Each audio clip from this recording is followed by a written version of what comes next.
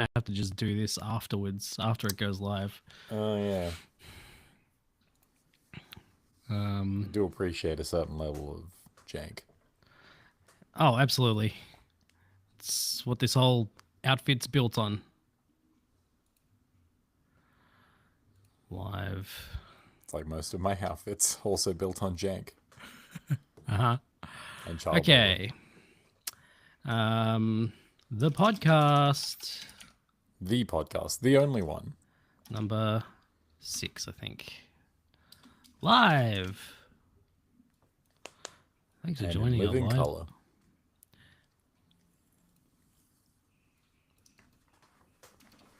I was going to say, it's been a while since the last one. Yep. Good job dying, jerk.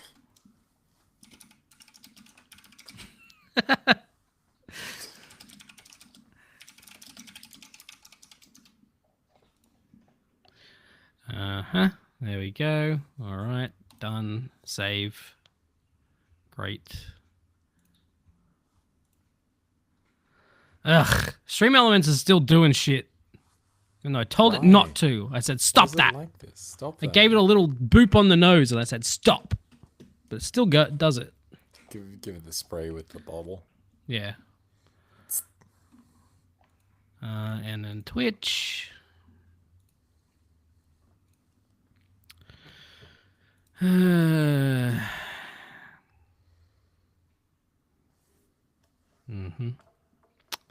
Edit. Even though it never saves anyway, so why even bother? The podcast. Number 6.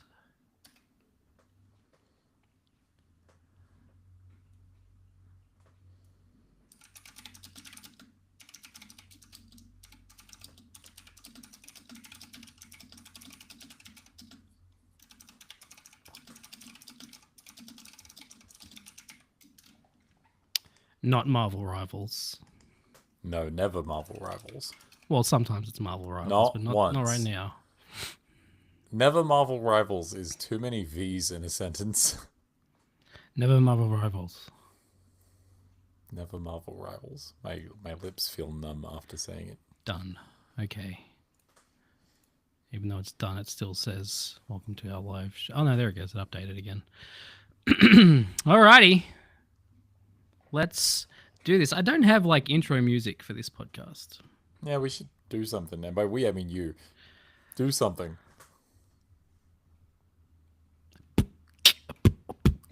Podcast.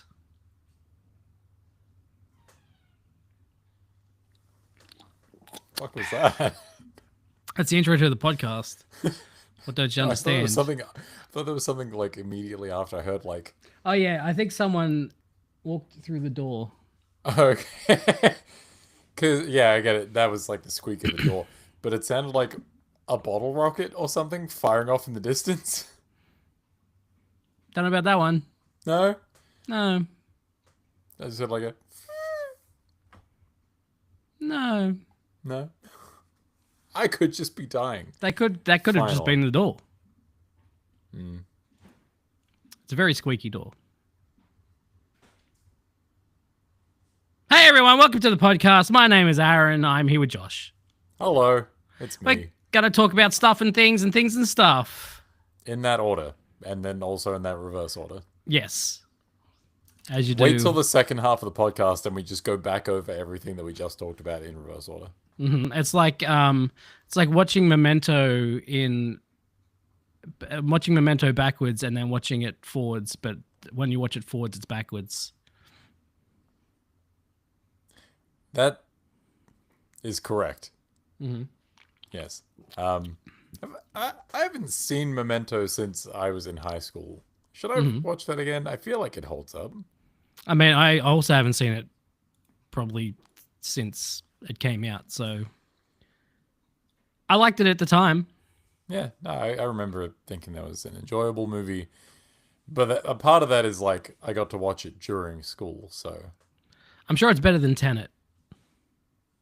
it's a low bar. Sure is. Very few movies that I start and don't finish. Mm-hmm. Tenet is one of them. Yeah, I also didn't finish it. I often think I should go back and give it another shot, but then I think I've got too much other shit that can go to the back of the line. I got up to the part where they're like fighting backwards in like a some sort of facility. I don't know.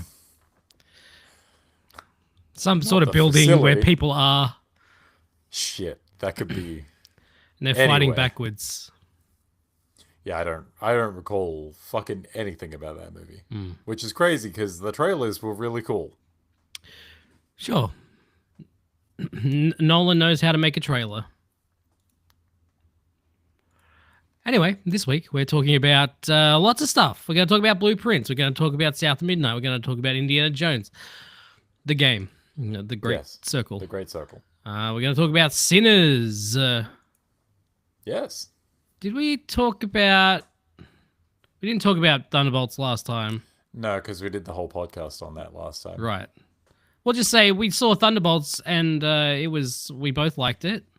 For extended thoughts, you should go and look at the other podcast. Yes, go listen to Stark or Stank for our thoughts on Thunderbolts and where it ranks in the MCU. It's pretty good. But now we're going to talk about crazy video game that I've stopped playing because it just got too much for me. But Josh kept playing it. Oh, I thought you were talking about Expedition 33. No. I'm like, I haven't even started that. Blueprints. Show us the book. Okay, yeah, okay, we'll get to the book. So Blueprints, I think we talked about this last time. We'd both started it on the last one of the podcast. Yeah. It's a bit Myst-like, very, Yes. like escape room puzzly, dungeon crawler, deck builder, roguelike thing. And the puzzles are fun. It's interesting stuff, and you've got to really line up a bunch of different things to get the puzzles right. It's Yeah. very RNG dependent in some ways, and that's to its detriment. But it says early on to take notes. And so I started taking notes, and there's page 1 of the notebook.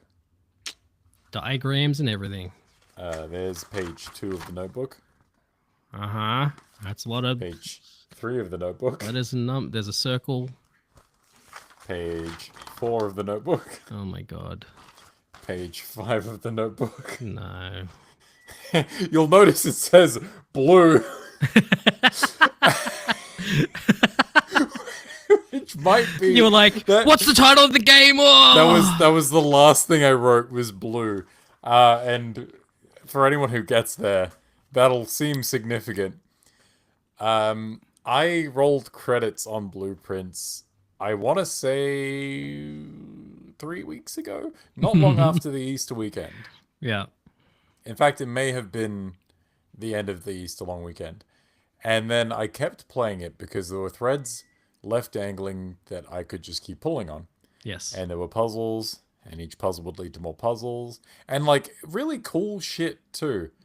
There is a... I'm going to spoil some blueprints right now. Some mechanical stuff, at least. There's a room outside of the manor that you can use for specific room drafting. Like, there's a bunker and a hovel and a trading post that you can get outside the house. But there is a way to spawn inside rooms outside in that room. And you can do some really cool shit with that. And that's about as much as I'm going to spoil mechanically, because it's vague enough that people will be like, people who know will be like, oh shit, you can do that? Right. Yeah, you can do some really interesting stuff with that. And when you start doing that, some of the rooms in particular react weirdly to being spawned outside of the manor. And so that opens up other things. There's puzzles that don't unlock until after the credits have rolled. Like, there's at least 2 rooms in the manor that aren't available in the drafting pool until you finish the game once. And they have their own secrets, and there's a bunch of notes to find. There's like there's secrets outside of the manor that you can get to Yeah. that you could probably get to during the course of like getting to the credits. but there are things that you get post credits or like at least late game that make them way easier to accomplish, and then it all just fucking cascades into more and more puzzles. And it got to a point where I was lost in the blue source, and I just thematically there is a thing in the game that talks about the never-ending spiral of puzzle and red herring and chasing everything until there's like no satisfying answer. Mm-hmm. And I think that's kind of what it's going for, because the final ultimate puzzle, as of right now, because no one seems to have found. I like got to the end of this game and I was like, "Is that it?" Because it didn't seem like a lot. Googled it. People seem to think that that was the last thing in the game as of right now. Okay. And then having found out that that was the last thing, I was like, "Yeah, okay." It's not the most satisfying ending, but given how often the game talks about, figuring out where you want to call it, and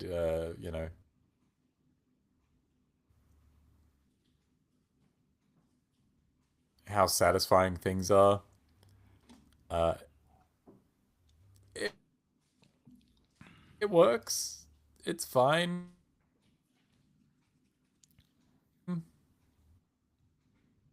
It's maybe a little underwhelming, but I think it worked within the context of what it was trying to do.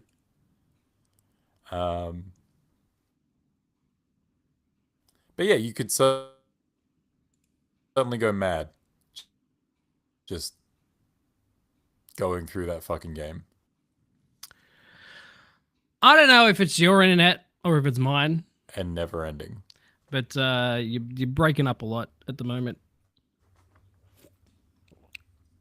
Have I? Okay. I don't know what the fuck just happened there. Is my stream working again? Yes, it is. Did something happen? Okay.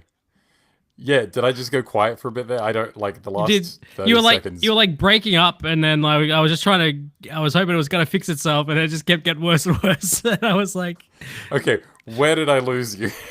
no, I got most of it on Blueprints, but Okay, yeah, no, it's got this whole thing. It's just like it seems to want to ask you the question of, "Hey, are you good?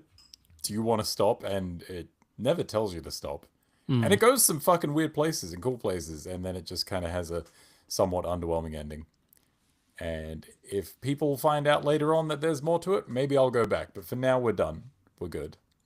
And I'm happy with it. yeah, I played a decent.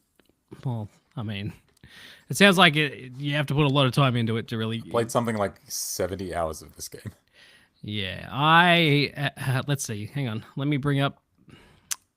I have played 4, so nowhere near as much as you. But after 4 hours, I was like, I'm good. That's fair. A lot of people have issues specifically with RNG being kind of the biggest obstacle to solving a lot of problems. Yeah. Like you need certain objects with certain rooms with certain conditions met. And having a run with all of these things going at the same time can be really fucking annoying. Mm-hmm. So I think for me, it's probably in the Game of the Year conversation. I don't know that it gets to the top spot, though. So I don't know. We'll see when the time comes, but it's good. Okay. Good time. Good. Yeah. I mean, it definitely sounds like it is a very well-made game that they put a lot of effort into, and if there wasn't so much remembering and having to write shit down, maybe I'd play it more. But I just can't do that. No, that's fair. I wasn't actually like when I stole this notebook from work. I thought I'll fill a page in this and then I'll just rip it out and use it as a sketchbook. And then I filled 6 pages. And I'm like, kind of want to keep it for posterity. And if I ever come back to it, I'm going to need them. Yeah, that is fair. I have been playing. I haven't played Expedition 33 for probably a week, but before I had to stop playing, I was having a very good time. That game is incredible. I've played 16 hours, a lot more than Blueprints. Yeah, that's for you that's pretty sizable. It's not even a Uh, multiplayer game. yeah, and it's very good. If you if you're someone who fell off RPGs like this particular kind of RPG, like the what's the term I'm looking for? The Turn-based? turn-based. That's what I'm looking for. Um, it's 9 o'clock The at night. thing that it is.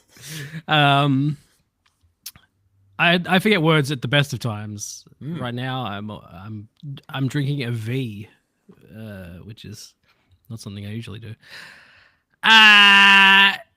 Yes. If you're someone who fell off turn-based RPGs a long time ago, Or never got on them to start with. or maybe you never played them.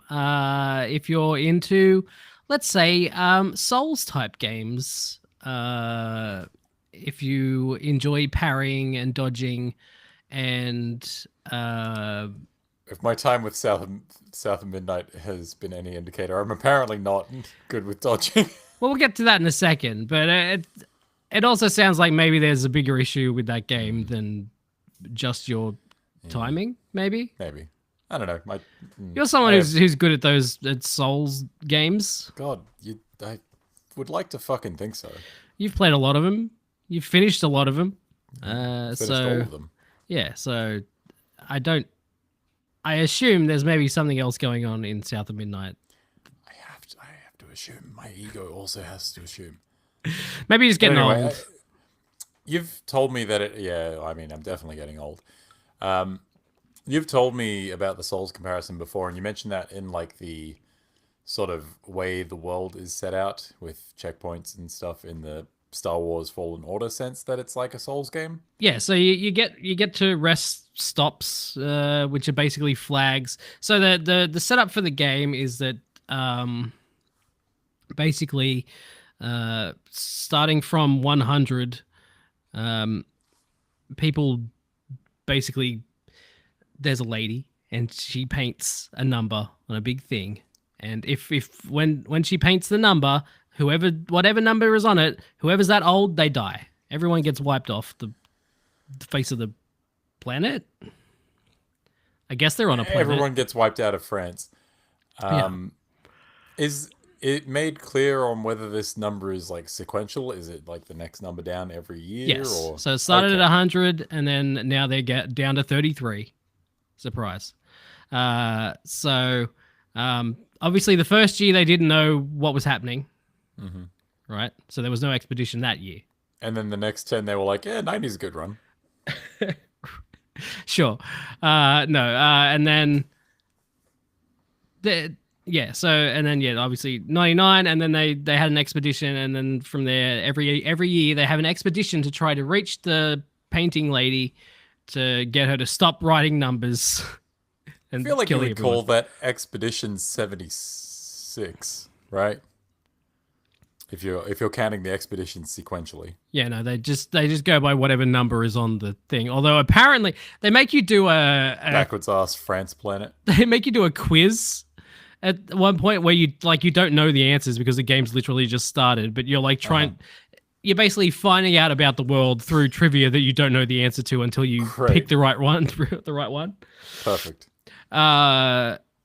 It's very it's if you fail, you just pick a different answer and then you eventually get it right. Oh, But, okay. yeah, it's not Someone's just standing over your shoulder like, no, not that one. right. No, not that one either. So So you close. you find out that the first expedition was Expedition 0, and then that they went in the order of the numbers after that for some reason. So Expedition 99 was actually Expedition 0. Yes. And then they went Expedition 98. Yes. Shut the fuck up. That's not how this works. So in reality, it should be Expedition 65? I guess. Fucking idiots. I'm not playing Anyway, this game now. It's too stupid. no, it's not. It's really good. The story's great. A lot of games in the past, like let's say 10 years, I've just skipped all the cutscenes. I don't give a fuck Yeah, you're about not like a a lot of story stories these game guy. days. Unless it's like a Naughty Dog, like Uncharted or Last of Us, or Yeah, like a prestige drama yeah, story. exactly. A lot of other games I don't care about, but I decided to actually watch these ones, and the story is really good, and the characters are really well written, and there's great relationships between all of them. And then there's the weird, like, kooky French sense of humor where a lot of the side characters are like goofy. Look, I, the I French. have I have enjoyed a lot of the character vibe, like Mm, uh, what's the fucking, I don't know what the word is for them, but like the TikToks and shit where they just like cut random bits of character dialogue in, and the right. dialogue in that game seems really snappy and quite Yeah. funny. It is, yeah, and I don't know about the French. They love their weird little goofy characters that don't speak English. Like they got the minions, they got the rabbits, Oh god, yeah. What the fuck? Why are they both French? they've got whatever the fuck's in this game. Um, so yeah, a lot of that French sense of humor is here, and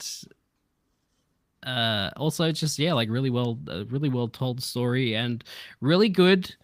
Like yes, the combat is turn based, but also they also add in the parry and the dodging system. Um, that really like takes it to another level, and the yeah, it's really fucking good. It's an extremely good game. It's probably I'm a big one of the fan of best the games I've music. played in a while, honestly. My biggest exposure to it so far has been like little um, cutscene montages of dialogue and bits of the soundtrack. And the soundtrack sounds like it fucking slaps. The soundtrack is really good too. Yeah. Bunch of sick ass saxophone. Yeah. Fuck yeah. Uh, the reports about the game are like there's like a team of 30 or whatever. But more people were involved with making the game, but it is technically a smaller game. And it doesn't show.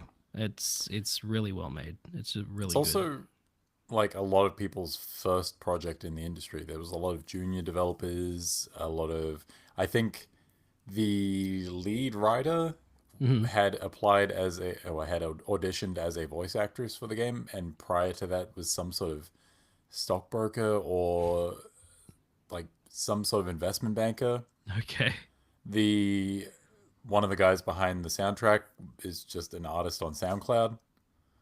Okay. Like crazy shit That's I'm cool. hearing about this game. That's really good.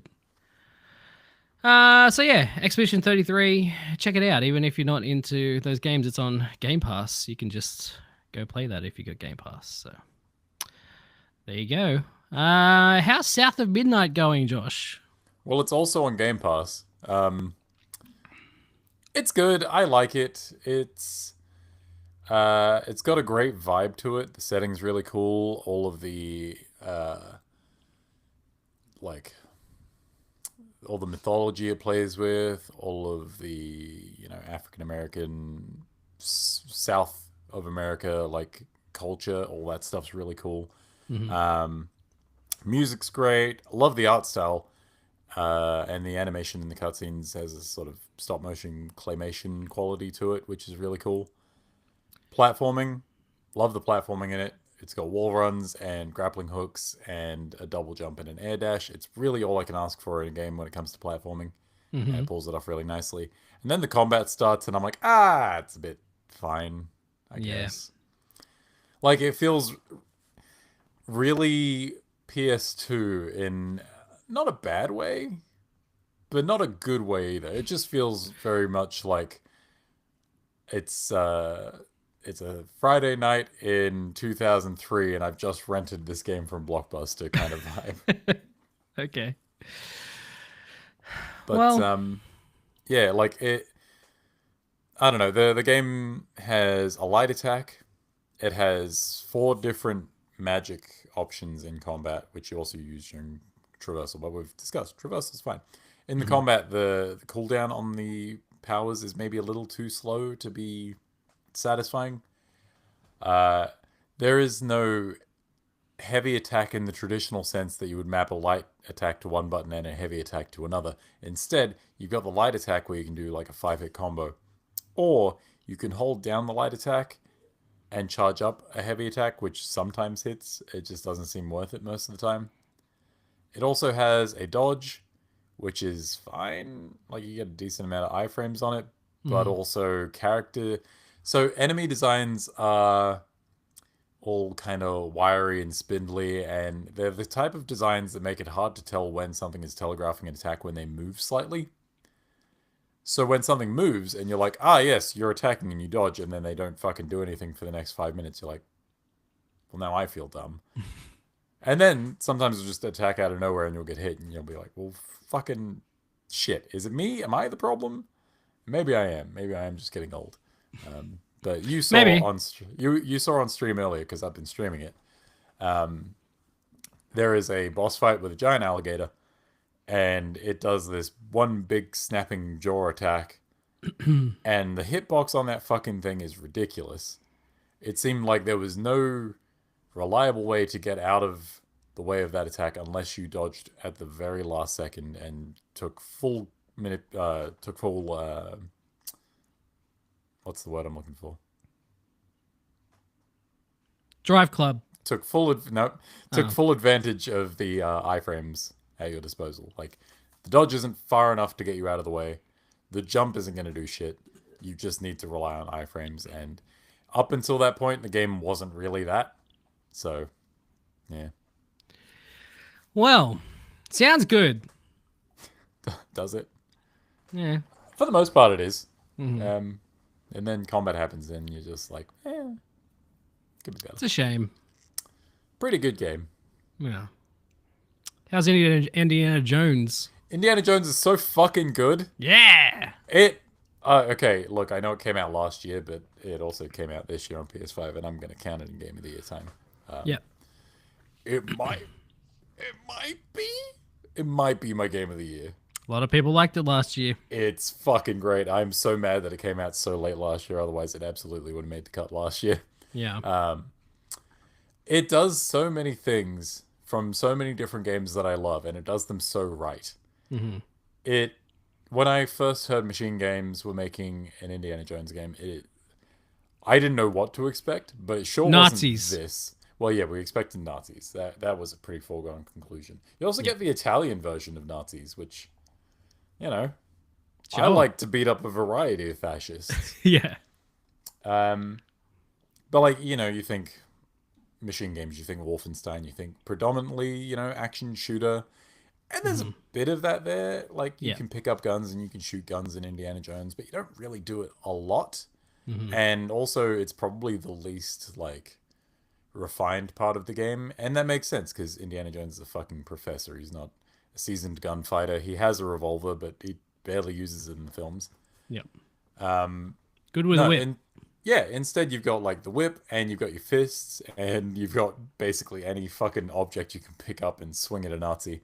And the melee combat is maybe some of the best first-person melee combat I've ever played with. It's not super complex, but it's just deep enough that I'm constantly surprised by what it's putting on, like, what it's got to offer. You've got, you know, your left and right swings, and you can charge up those attacks to break through blocks. But then you've also got a counter, and then if you perfectly counter, you can... so if a Nazi swings at you, you counter. And depending on what arm you counter with, if you attack with the opposite arm, you, like, full-on haymaker them, and you do a really good attack for good damage. That's and if pretty you cool. use the wrong one, because that is the right one, if you use the wrong one, you just kind of push them, and it's still beneficial, but it's like you didn't capitalize on the way you should have. Right. And there's shit they don't really teach you about, which you can go in the tutorials later, or, you know, figure out on your own, where you can clinch them, like grab them by their fucking collar and just pound the fuck out of guys. And the way Nazis ragdoll in that game, the way they get, like, knocked out on their feet is just so fucking satisfying. Dudes fall off of fucking cliffs real good. They fall through furniture all the time. Sometimes you'll be fighting a guy and he'll get knocked out on his feet and he'll just sort of stagger. Yeah. And if you leave him, he'll fall and it'll be really comedic. But you can also just charge up a big punch and just smack him Captain America style, and it's fucking great. There's like a little bit of platforming with the whip. You can swing from ledges and shit, and that stuff's fine. It does this thing where it goes from first person to third person for climbing and swinging and stuff, and it's a bit off-putting the first few times you do it, I think. But you get used to it pretty quickly. But yeah, it kind of does everything that you want from an Indiana Jones game. It's got puzzles that aren't like super hard. I was going to ask about if it has puzzles. It's the kind of puzzles you'd see in like Uncharted, because of course Right. they are. Yeah. You know, Ancient Mechanism has Nice. 3 stone dials you have to put in Hell the thing. yeah. And, oh, you've got notes in your notebook, and you can take. So the one. Actually, I don't even think this is a complaint, but it does offer you like a hint system in the game. You've got this camera you walk around with, and you can get extra adventure points by taking photos of shit, and you use that to spend on skills and stuff. That's a whole thing. But if you run into a puzzle that you're having trouble with, if you take a photo of the puzzle, it'll give you a hint. Take another photo, give you another hint, and so forth. And I'm like, that's a good way of offering hints without being like super intrusive. Having a character being like, I think it's this. Like, fuck off. Let me think. Yeah. That's good. Um, Yeah. I like that. yeah, it's just really fucking good. And in terms of being like an Indiana Jones story, it has every opportunity to shit the bed. I'm about like 80% of the way through it. And it's been really good so far. But if it fucks up in the last 20%, then obviously it'll take a hit. But it's top 2 Indiana Jones stories, probably. Crystal Skull is number 1. You fuck off, sir. You fuck off. It's and the last thing I want to say about it is that Troy Baker is a fantastic Indiana Jones. He's really Holy good. shit. Yeah. Yeah. There are like he's not doing he's kind of doing a Harrison Ford, He is. but it's more that he's doing an Indiana Jones, because there are times where I can hear it's Troy Baker and I'm still like, it's Indiana Jones. Sure. But then there's some times where he does the Harrison Ford and I'm like, holy shit, that sounds just like Harrison Ford. It's Yeah. fucking wild. Yeah. And the facial capture stuff, a lot of the time it does just look like young Harrison Ford. It's fucking wild. I don't know how they do that. It's magic. It's good. There are like tiny, tiny little bits in cutscenes where you're like, I can see Troy Baker's face moving yeah, underneath the indie skin morphing. suit. How's Sinners? Sinners is fucking great. Sinners is the best movie I've seen this year. Yep. It's there's a lot of really good performances in it. It's got fucking great music. The concept's great. Visuals are great. I've never seen vampires river dancing, but it's fucking horrifying. River dancing? Yes, river dancing. I was distracted for a second. I heard river dancing, and I was like, I'm pretty sure we were talking about Sinners. I think I've tuned out here. Where did I lose the trail? No, river dancing vampires. It's a thing that happens, and Fair enough. it's worth seeing, if only for that. Yeah. I've seen bits of it at my work, and it looks very good, and the music sounds amazing. And yeah, I need to see that movie. It looks A lot of really good fucking singing, a lot of really good guitar playing. There's one scene in particular that is like they sort of there's a narrator in the very start of the film, and then also in this one scene, and they try to frame music as a way of connecting you in the moment with your ancestors past and future, and Okay. the way they do it is so fucking dope. It's so sick, and I'm not saying anything else because it's fucking cool and you should see it yourself. All right. There you go. Sinners. Like a 2 out of 10. No, Oh, okay. at least a 4. All right, let's talk about the news. Already?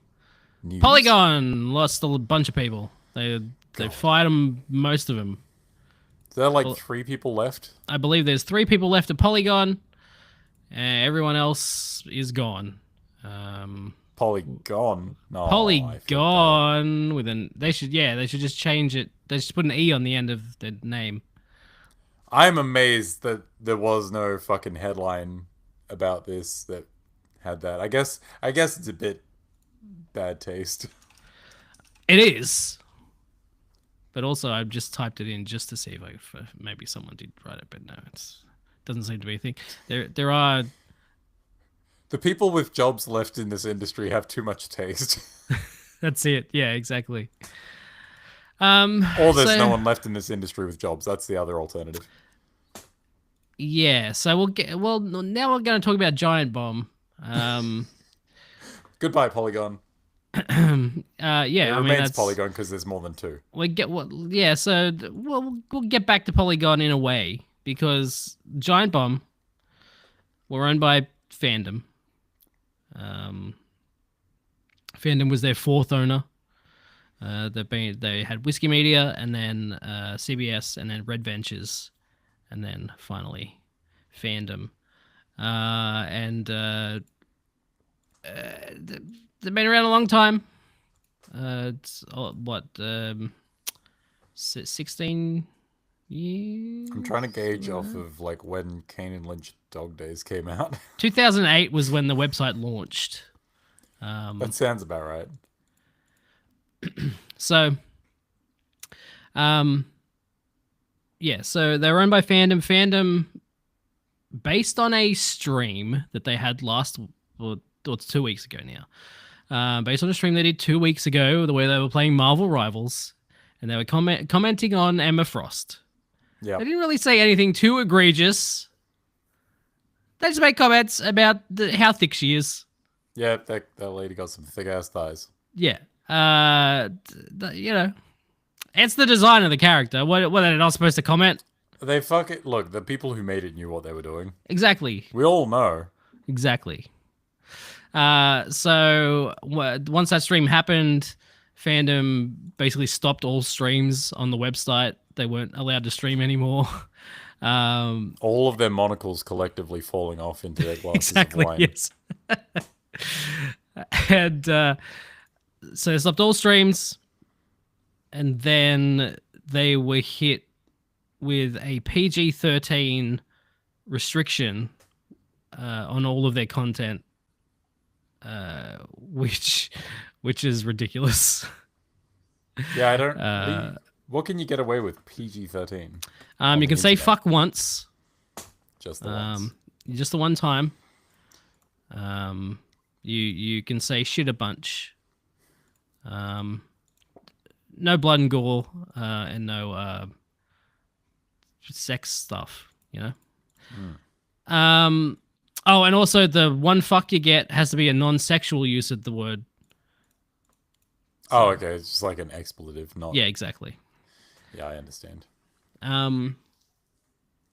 Yeah, and so they did that, and then the guys did the Bombcast that day, where they just made fun of the whole thing. Dan Reichert had a whistle, basically like a referee, whenever anyone would get out of line with the PG-13, and it was very funny. The podcast was taken down. Of course it was. And has not gone back up. But essentially, this all happened, and Jeff Grubb was let go. Reichert said he wasn't going to go back. Mike Minotti said he wasn't going to go back. We didn't hear anything about Jan. Well, yeah. Presumably someone needed to run everything. Yeah, exactly. Jan knows how everything works. He's basically one with the computer now. Yeah, I mean, he's been there the longest, so... Which is wild. Yeah, it is, yeah. So, yeah, all of this happened, and then they were going to do a panel at PAX on the last weekend, and like the day before, um, everyone that was at the site like retweeted or tweeted out. Like they didn't even retweet; they did their own tweets about, They all hey, tweeted in the check exact out the same verbiage. yeah, exactly, it's the exact same fucking corporate Word for word. speak. Hey, check out the panel tomorrow, Giant Bomb. Apparently, the panel I didn't realize was supposed to be a Blight Club episode. They were going to do a Blight Club episode, but that obviously didn't happen. So at the panel, they announced, "Hey, we own Giant Bomb now." They gave it to us essentially. I mean, they bought it, but I don't know how much they ended up selling it for. Yeah, how much do you think Giant Bomb would have been worth at the end there? I mean, before everyone was fired, it was probably worth a decent amount. Sure, After everyone was fired, there's some stuff there. it's It's really just a name at that point. Yeah, exactly. Giant Name Bomb and is Gen. yeah, it's just the personalities, you know. Giant Bomb is the personalities. It's not just the website. So without the people there, you kind of got nothing. It's not a lot. Yeah, no. You have a library of videos. That's about it. Yeah. So Jeff Bakalar had for a while he'd just been sort of running things behind the scenes at Fandom. I don't know what his job title was, but he hadn't actually been on Giant Bomb content for a while. Mm-hmm. He was doing higher up things, but apparently he was very essential in keeping Giant Bomb alive as long as it was alive. And it was his idea basically to get Jeff Grubb and go in and have the meetings for 2 weeks about buying the site from Fandom. So apparently Bakalar was like huge in this happening. Considering like who was part of the team at the time, Jeff Bakalar is who I would put my money on to be like the guy that gets that shit done. Yeah. Seems like the one, like no shade to the rest of them, but he seems like the one with the most stable head on his shoulders. Yeah, he's the most business-minded, I would say. Yeah, absolutely. I mean, yeah, absolutely. So Although, how many fucking pinball machines has he bought recently? That's a good question. We'll find out, I'm sure, because he's going to be on more Giant Bomb content now that he's a part owner of the site.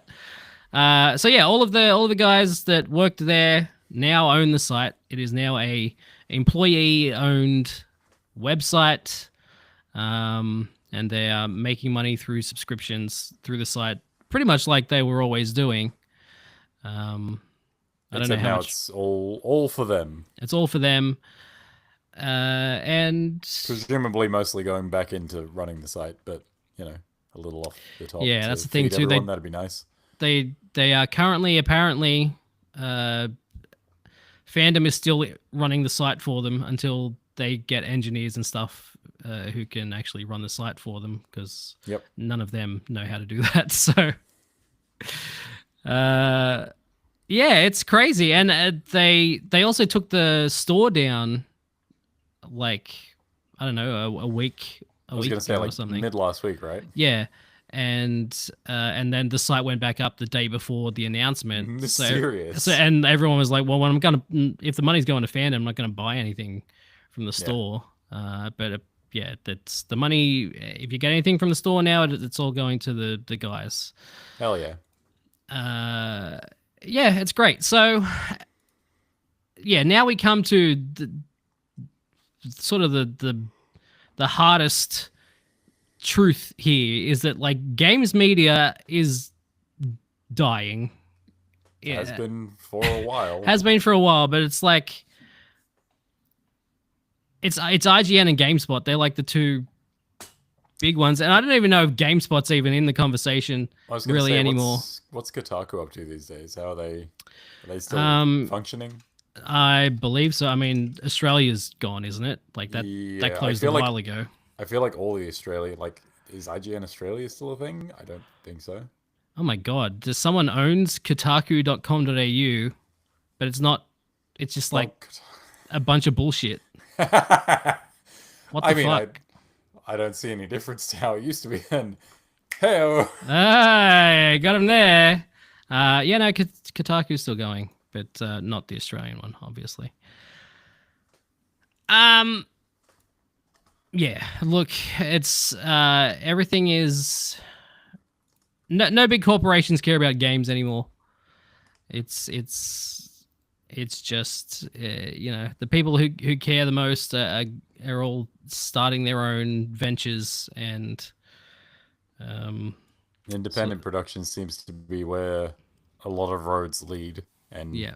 survive. Yeah. Apparently, I also through all of this week found out GameSpot's kind of been not doing well for a long time, and Giant Bomb was kind of keeping them afloat. So I was going to say, it sounded like the two of those being owned, because they were kind of a package deal, right? yeah, they've always gone together. I mean, once Giant Bomb moved to CBS, and then Red Ventures bought them together. Yeah. Um, Yeah, it definitely sounded like the success that Giant Bomb had was sort of buoying them a little bit. yeah, and yeah, and it seemed like Giant Bomb was profitable a lot of the time. Sometimes maybe not, but it was profitable sometimes. And it had profits occasionally. yes, and that money would typically go to keeping GameSpot alive rather than keeping Giant Bomb alive. Yeah, which seems kind of backwards, but I guess GameSpot has the more mainstream market appeal. Yeah, exactly. It's brand safe, It's Brand safe, and it's the name everyone knows. Like, I talk to people who would, you'd call them gamers, I suppose. People that you would think would be aware of Giant Bomb that have no idea what the fuck Giant Bomb is. right. But they know what GameSpot is. And yeah, these bigger corporations, they just kind of don't want anything to do with games media anymore, and it's up to independent creators and the audience to kind of support this kind of media now. Yeah, I guess like the important takeaway is like, if you enjoy certain types of games media and you want to see more of it, you kind of have to be the force that drives it. You have to either be making it yourself or you have to be supporting it. Yeah. So subscribe to Giant Bomb or us. Subscribe to us. Fuck it. Give me money. We don't really have subscriptions. I mean, we have subs on YouTube, but we don't get money there. Send me money. I will. Hang on, let me put my address up on screen. You can just send me presents. I'll dox myself. You can buy me a coffee. I think I have a link for that on YouTube. But that's about it. Yeah, it sucks, but at least this Giant Bomb news is kind of like, a kind of shining light in a void of darkness. You know what I mean? Corporate bullshit. Yeah, all this corporate bullshit really has led to an attitude of, fuck it, I'll do it myself. Yeah, pretty much. It's got to be done. Someone's got to do it. If someone's got to do it. Then fuck it. We will. They will. Someone will. Somebody will. So while somebody else. While games media is dying, the games industry is also kind of dying. The slowest crash in history. Slowest crash in history.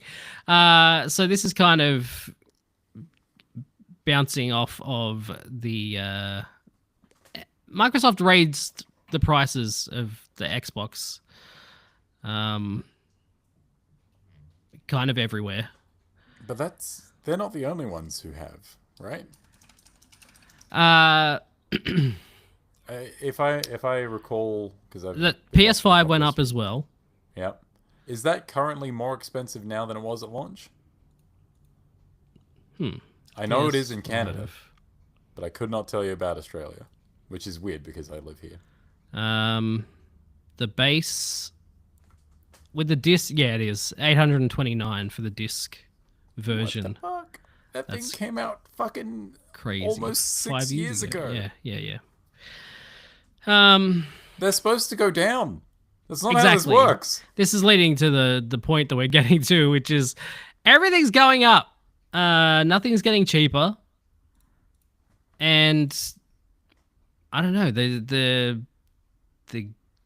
people who make this stuff don't seem to care. They seem to think that people are just going to buy it no matter what. And it's like Xbox is the worst selling console. I know what'll fix our woes, Phil Spencer said. Let's put the price up, of course. That'll fix everything. Sell more consoles. It'll make them seem more desirable, and thus people will want them more. Premium product God. for rich people. Look, to a certain degree, there is a point to be made that people will buy them, no matter the cost. Like, are you buying a Switch 2? I'm buying a Switch 2. You're gonna buy Mario Kart World? I mean, but also get it now before it goes up. You know what I mean? Yeah, that's the other thing. But like, if I didn't have a PS5 already and I was waiting for it to, drop in price, I guess I would be getting it now before it could go up again. Yeah. They do have a point that someone's always going to buy this, but not most people. For most sane people for whom gaming is just like a side thing they do and not the main hobby they enjoy, I imagine those people would just be like, nah, fuck that. I've got FIFA on my PS4. I can keep playing that for years. Right.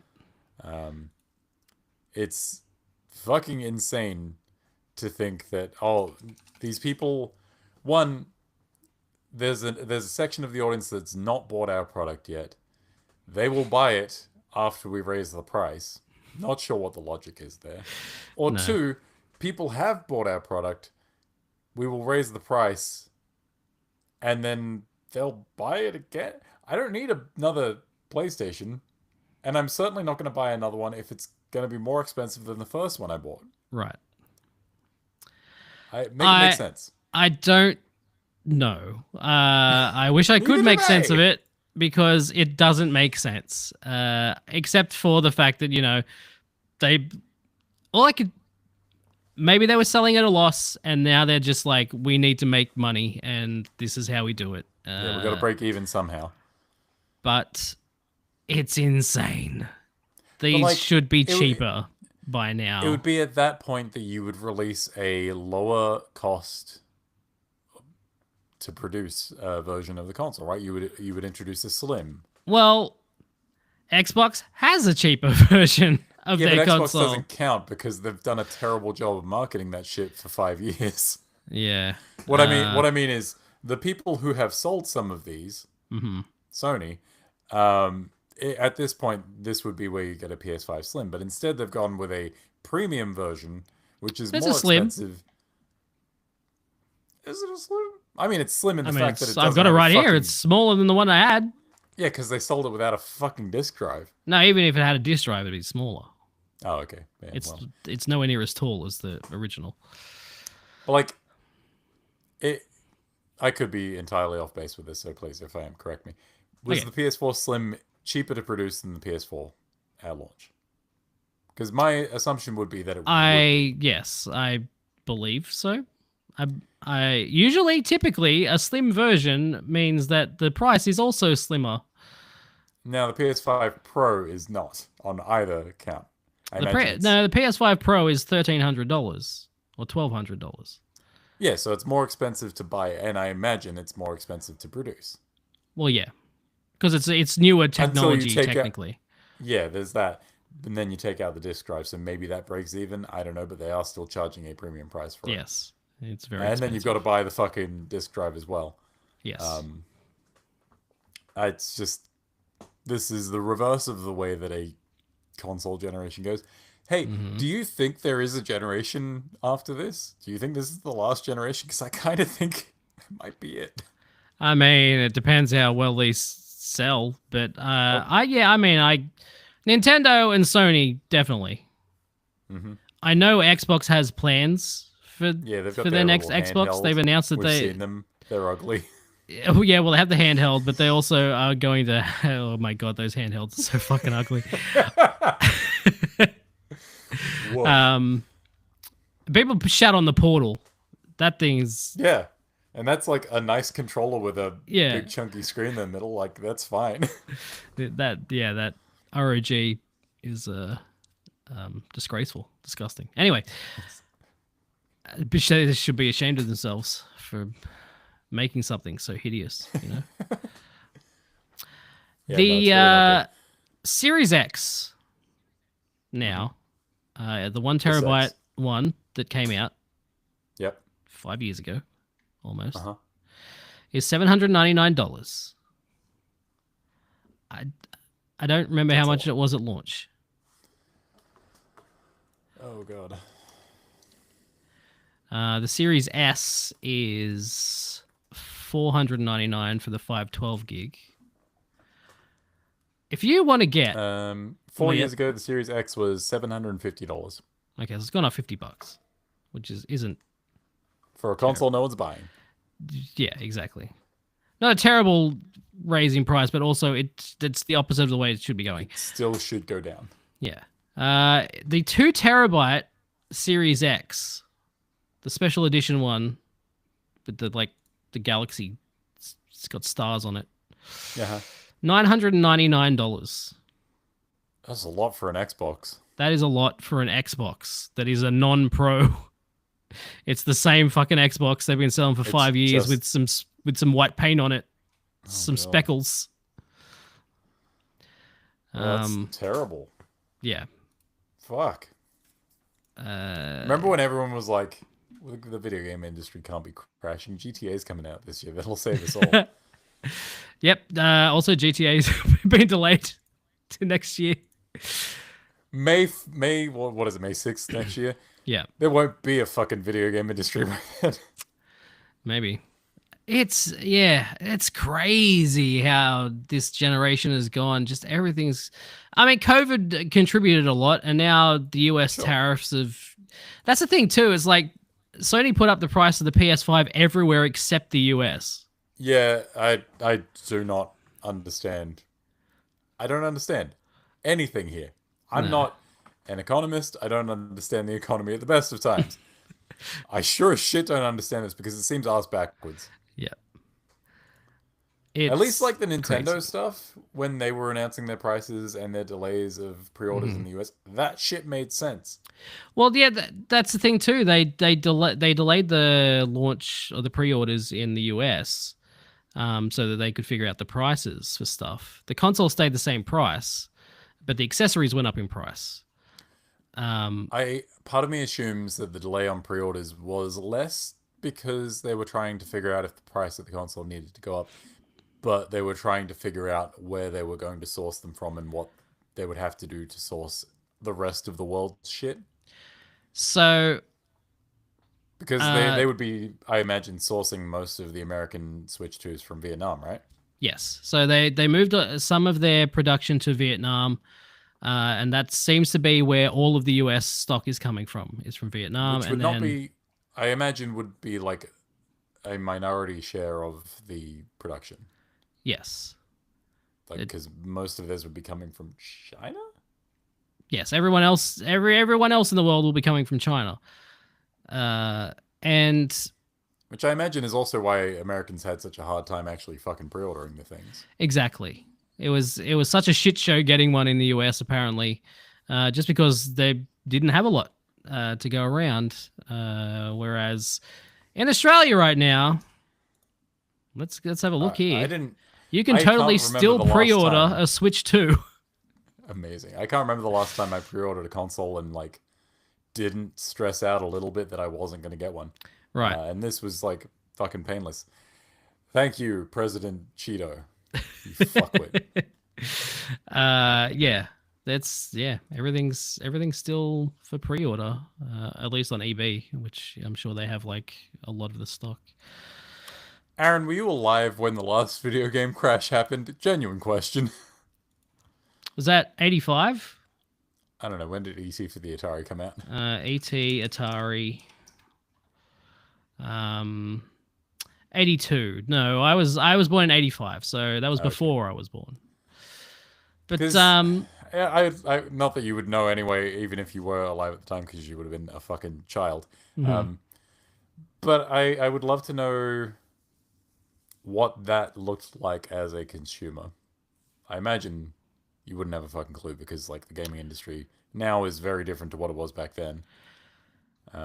And also, they talk about the crash. It definitely feels like it was more an American crash than it was a worldwide crash. Especially So since Nintendo sort of saved the day on that. obviously, it was a very different time. Um, 40 years. Video games back then were not as popular as they are now, obviously, and Or as expensive to make. yeah, and video games were seen as more of a kids thing, more of a toy thing. Yep. If a game came out and no one bought it, it was a bigger deal, just because these were like smaller companies, putting out these Sure. games. So I guess I remember ET was apparently made in like a very short amount of time. No kidding. Atari ET dev. There was a documentary a few years ago about the whole thing. Development of Atari game ET was incredibly rushed, with the game being developed in just 5 weeks. This short time frame, driven by a need to release the game for the Christmas season, significantly contributed to the game's poor quality, is often cited as a major factor in the game crash. The ET game's failure, along with other factors, contributed to the crash. A significant downturn in the video game market. Yeah. So obviously, if a video game crash now would be a lot different to back then. Yes. But I feel like there's a lot more like layers to the market now, whereas back then it was, if you're making games, you're making it at this level, and this is the only level we make games at. Right. It's either home console or arcade, but they're both this level. And now you've got independent games, you've got like one-man teams, you've got fucking small teams, you've got small publishers, indie publishers, you've got fucking Kickstarter, fucking audience-backed, you've got a whole bunch of different financing options. Yeah. There's a bit more in terms of like how a game is made. Yeah. But then there's also like that highest level of video game production is just so expensive. My God. It's not sustainable. No. You cannot look, unless you are Rockstar. I don't think you can pump that much money into a game and expect to break even. No, and even like it sounds like the amount they've spent on GTA is insane compared to any other, like billions, like not just millions. They've spent billions making GTA 6.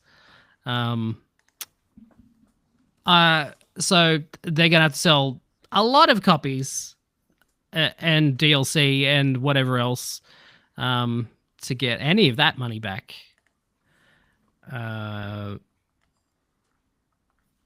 It's it's not sustainable to keep pumping hundreds of millions of dollars into these games and expecting people to pay extra. That's the thing too, like these Xbox game prices are going up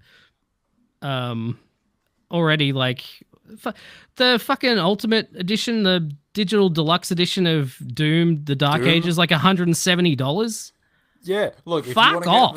If you want to get the deluxe edition of Indiana Jones on PS5, that's like $150. I'm pretty sure that just has like an outfit. That's insane. And yeah, base price is $120. Oh, it's insane. For some context, in 2008, GTA 4 was about $100 million in production. They made $2 billion. 2013, GTA 5 was $265 million. They made $7.7 billion. Wow. And the the production costs for GTA 6 are a rumored $2 billion. Yeah. So even if, look, they'll break even as long as they sell as well as GTA 5 does. And there's no world in which I don't see that happening. But holy shit, if you want to make like exponential growth, which is the name of the game, that's capitalism, baby. Yeah. Someone's going to be very disappointed. Yes. Uh, so Yeah, no, game prices are fucked. yes, game prices are fucked. The game console prices, uh, It is nice that like they're the spending rest of too the world much. seems to be catching up, and by the rest of the world, I mean America. Good to have you in the party. Right? Yeah, It's a spending too bad much time. The on water's them. awful. The budgets are too high. Um, Games take it too long to make. The budgets are too high, and expectations are so fucked that like even when a game succeeds, it never succeeds well enough. right. And like thinking back to like the PS2 era, they made fucking 3 GTA games. Vice City came out the year after GTA 3. Yeah, Like, it's amazing what like smart asset reuse can do. yeah. And San Andreas was like, what, 2 years after Vice City or something? Like, it wasn't that long Yeah, after. not that long, no. And like that's a big game, but Yeah. again, smart asset reuse, like efficient game design. Yes. Wild. I don't understand why these companies, like, if you want to make a bigger game, do it. But like, make some smaller games in You can't between. you cannot have all of your eggs in one basket. I was trying to Exactly. think of what the saying was. Yeah, that's it. You got there. Yep. I don't know why the had a eggs are in stroke a on the way basket, there. but I get it. But you can't have all the eggs in one basket because if you do, and that basket gets fucked up, you ain't got no eggs. That's it. That's the whole saying. You got Yeah. Yeah. Etch it on my fucking tombstone. the when the basket gets fucked up. You ain't got no eggs.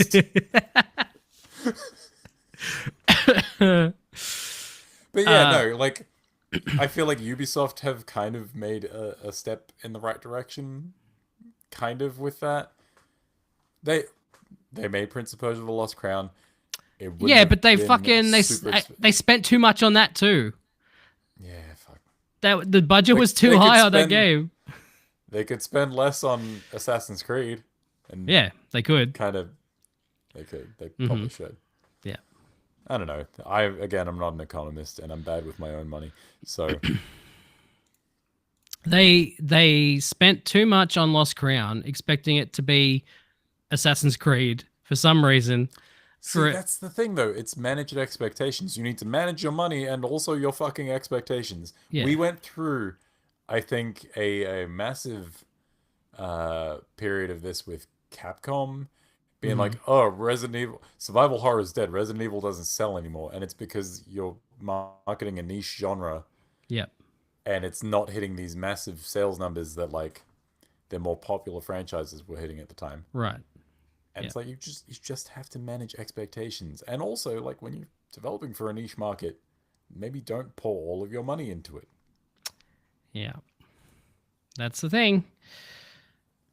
Yeah. And also like it's worth pointing out that like armchair development's all well and good and we can say everything that we need to here. But like CEOs could take a fucking pay cut. they could. You rich cunts do not need all the money in the world. No. Well, going back to the games media thing and like these big corporations not understanding what they have with the games media, like, and then expecting like having these crazy expectations from them. It's like, It's just saying the most off the fucking cuff, out of pocket shit about Yeah. things they don't understand. exactly. And that, Ghostman talking about how like no one knew how the fuck a podcast works, yeah. and that being too popular was an issue. I'm like Yes. tearing my hair out. They wanted them to either stop doing the podcast or just like shorten it because it was too popular and their servers were getting overworked. Oh no, our podcast, it's too popular. The building's on fire. But yeah, like so the CEOs of these big corporations again making games, they don't understand. They just see the numbers, they see the business side of it. Number go up, man. They say, "Oh, you're making a game. I don't care if it's fucking a small GTA thing made or a big this thing." much. Yeah. Therefore, right. this game should also make that much. GTA made that much, so Split Fiction needs to make this much as well. Yep, completely the same type of game, Yeah. same audience, same mass appeal. Yep, totally. Absolutely. They just they see numbers on a chart and they just want the number to go up, and Man, they you got to don't really keep the care. shareholders happy. Yeah, exactly. So, you know, unless shit changes, that's the point. Is like unless shit changes, yeah, probably like there will probably be a crash again at some point in the next few years. More like a cataclysmic end to the crash, because the crash is happening. We're Yeah, in it. yeah. It's just very slow. And also, fucking Sony's out here putting all of their money in these multiplayer online games, live service Bullshit. games, and then they just keep canceling them because they're like, well, It didn't immediately do well, Aaron. yeah, What the fuck? Why are we wasting our time on it? like, and then they go and But then cancel also all the having other the ones goal they're to working on. fucking charge for them as well. Like Uh-huh. you're entering a market where your competition doesn't charge, and they're already offering the thing that you want to offer. Like Right. it's just fucking dumb. Marathon. So many dumb decisions. They got to charge money for marathons again. Like you're already late to the extraction shooter party. That shit was big during COVID. Yeah. And I'm sure it still has some appeal now, but like you're making one 5 years late to the party. You're charging $50 or so. Possibly. You're charging an amount for it that most other versions of this game do not charge. Yeah. You better hope that your Bungie, your Destiny fans are like, I'll try something from Bungie. Because, I don't know, a lot of people on the outside are just like, no, I'm good. No. And Bungie's had a rough fucking forever. They need a break. After they got rid of Halo, they haven't really. And like they've made great products. It's just that their like internal structure has gone through some fucking changes. It feels like there's news about layoffs at everyone, but specifically Bungie over the last few years. And then you hear stories about their fucking CEO fucking bidding millions and millions on vintage cars that he doesn't need. Right. Break out the hammer and sickle. Capitalism is cool. It's a fucking disease. Sorry, I'm letting the mask slip a little bit there.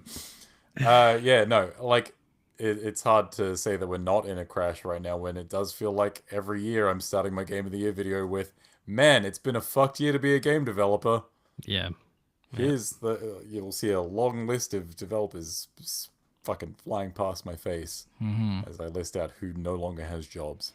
They need to do in memoriam sections at the Game Awards, but just for people who were fired in the industry. That would be longer than the Game Awards itself. We don't have the time. Fucking Kojima can barely make a speech. Wait, no, Kojima can. No one else can. Other people Kojima's can't make fine. speeches. They'll give him no the whole speeches. show. No other speeches. Absolutely not. So there you go. That's our discussion about that. It's rough right now for everyone in the games industry, media, and also developers, and except the CEOs, I guess they're getting all the money. So yeah, and as soon as shit turns bad, they just sell off to Microsoft. Exactly. They'll buy anything. Maybe they'll buy us. Hey Phil, They'll just buy it. Yeah, sure, why not? I got a podcast you'll like. So let's now see about what games are coming out this week. I know what game is coming out this week. It's only one. Hang on. Just give me a sec. It can't be more than one. We're not allowed. I only have the time for one. From this to up to the 20th. All right. We have Project Mist. What? Don't know what that is. Project Mist. Looks like is that Mist with an I or a Y? I. No, I'm not interested then. What if The Mist was a game? Like the Stephen King Yeah, novel? but like lame. Oh, okay. You're Yeah. really selling me on That's Project Mist. Yeah, okay. Out on the 15th, Doom the Dark Ages for Yeah! PS5, Xbox, and PC. Hope you like spending $100 minimum on that. I hope you have a decent PC if you're going to play it there, because I looked at some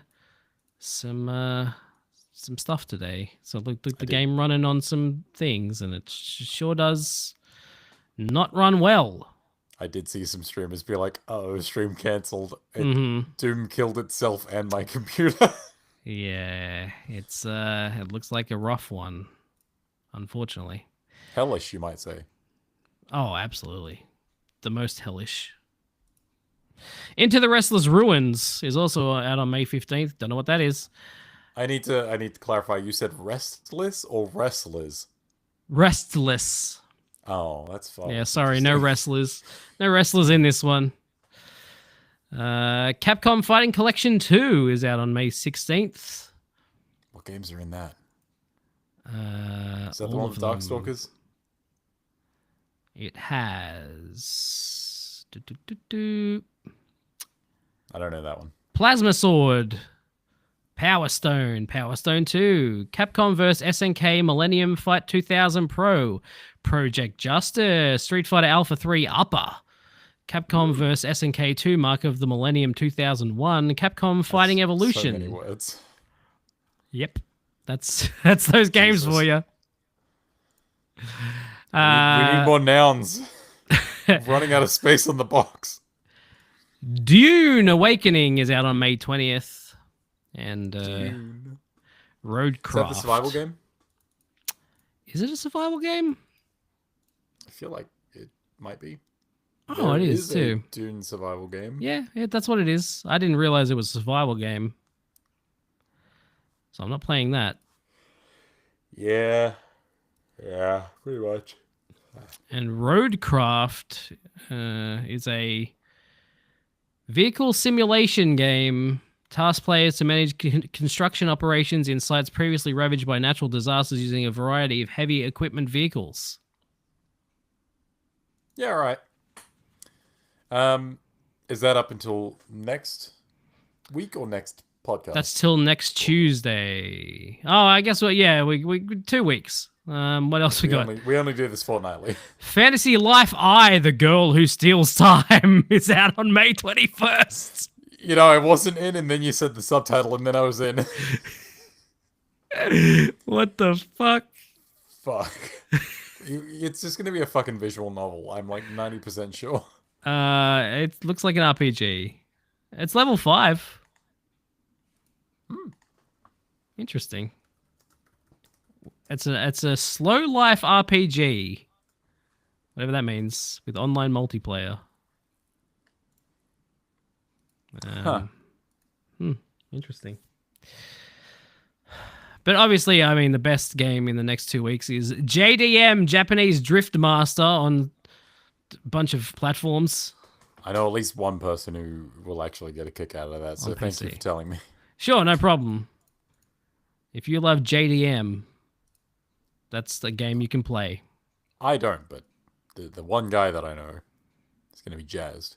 In fact, that guy probably already knows. Never mind, I don't. He probably does. Monster Train 2. Didn't know there was a Monster Train 1. Blades of Fire. That's a Mercury Steam game. It's a good vague title. That's a video game ass video game title. Blades of Fire. Yeah, absolutely. Yep, looks like an RPG type of game. Bloodshed.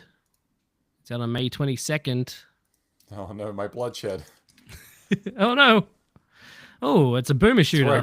It's where I keep all my blood. Wait, oh. In the shed. It looks like a boomer shooter, but it's actually a roguelite. So. Oh. I'm good, thanks. I think I'm all roguelited out after Blueprints. Yeah. But then there is that Elden Ring game at the end of the month. So I guess we'll see. Mobile Suit Gundam Seed Battle Destiny Remastered. TMNT Tactical Takedown. Zombie Army VR. Onimusha 2 Samurai's Destiny. What is TMNT Tactical Takedown? It's a TMNT game that's a tactical. It's a tactical Ninja Turtles game. Like a grid-based tactical game. Yeah, I guess. Fuck, I'll take a look at that. I like tactical games and the Ninja Turtles. The art style I'm not It's pretty boring. clicking with, but It's pretty boring. the most generic sort of Ninja Turtles art you can That have. is like, yeah, the most basic turtles I've ever seen. Hmm. They all look like one another and have different colored masks, which is the base level. Or I guess the base level is they all have red masks, but Well, yeah, sure. There is a game called To a T. is it a golf game? I don't know. Game. Looks like it. Maybe. Oh, Maybe to not. a T, as in the letter T. Oh, It's it's an like upcoming puzzle adventure developed by Uvula and published by. great name. Oh, it's the latest title from the creator and designer of Katamari.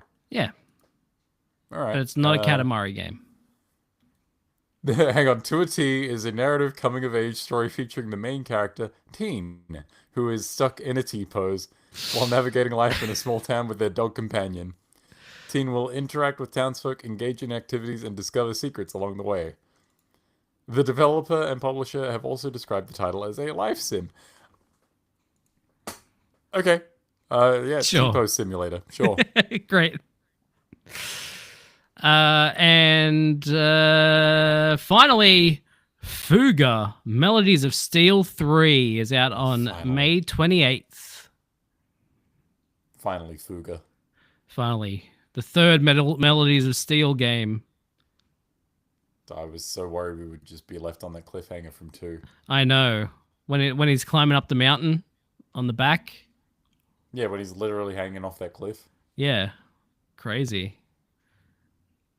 Anyway, that's games. T-posing's really hard on the shoulders. Yeah. Yeah, I imagine it would be. Final Destination Bloodlines is out this week, and Mission Impossible Final Reckoning is out next week. Hey, is Tony Todd in that? In Final Destination, not Mission Impossible? I believe so. Imagine if he was in It'd both. be weird if it was... look, he's in Indiana Jones. He is. Blew my fucking mind when he showed up. I'm like, oh god, it's him! I did the Leo DiCaprio Once Upon a Time in Hollywood. Yes, Tony Todd is in the movie. Apparently, this is his last on-screen appearance. So Oh shit, I might have... Look, it's going to be a hard sell getting Lauren to go see it, because something about the Final Destination movies specifically creep her out. She's not big on horror at the best of times, but like those specifically do nothing for her.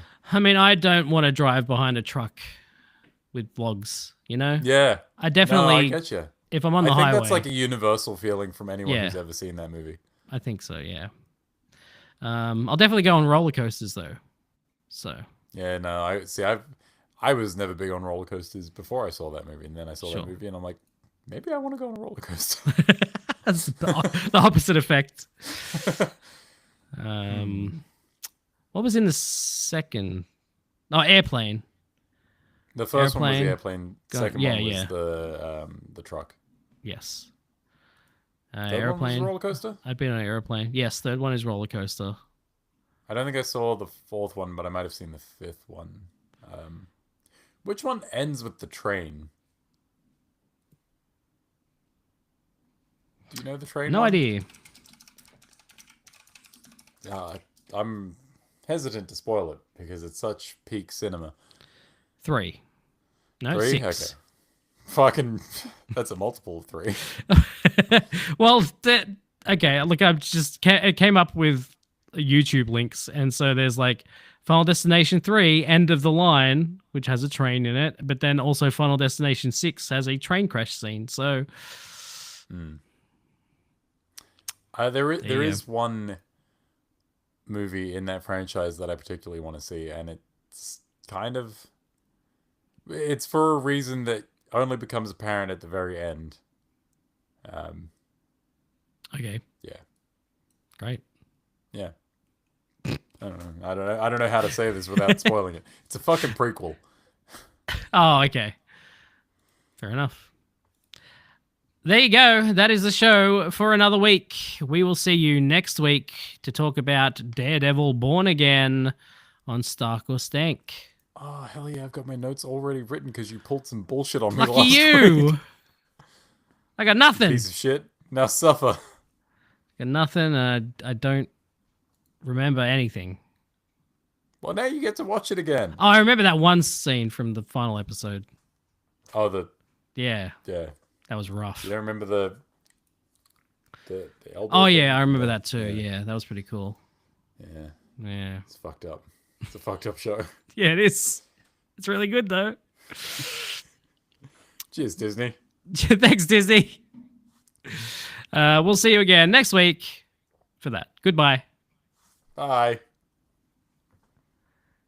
Okay, yep, there we go.